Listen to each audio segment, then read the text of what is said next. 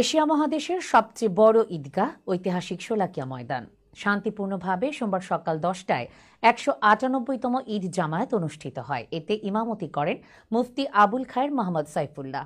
জামাত শুরু হওয়ার 1 ঘণ্টা আগেই মাঠ কানায় কানায় পূর্ণ হয়ে যায়। সকাল 10টায় জামাত যখন শুরু হয় তখন জনসমুদ্রে পরিণত হয় সড়ক ও অলিগলি সহ আবাসিক এলাকা।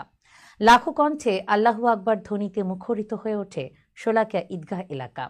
6 লক্ষাধিক মুসল্লির অংশগ্রহণে এবার শোলাকিয়ায় দেশের সবচেয়ে বড় ও ঐতিহাসিক ঈদ জামায়াত হয়েছে বলে জানান পুলিশ সুপার মোহাম্মদ হাসান চৌধুরী।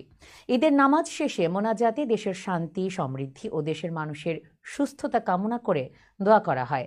এছাড়া ইসরায়েলের আগ্রাসন থেকে ফিলিস্তিনি মুসলমানদের হেফাজত কামনা সহ মুসলিম উম্মার শান্তি ও সমৃদ্ধি কামনা করা হয়।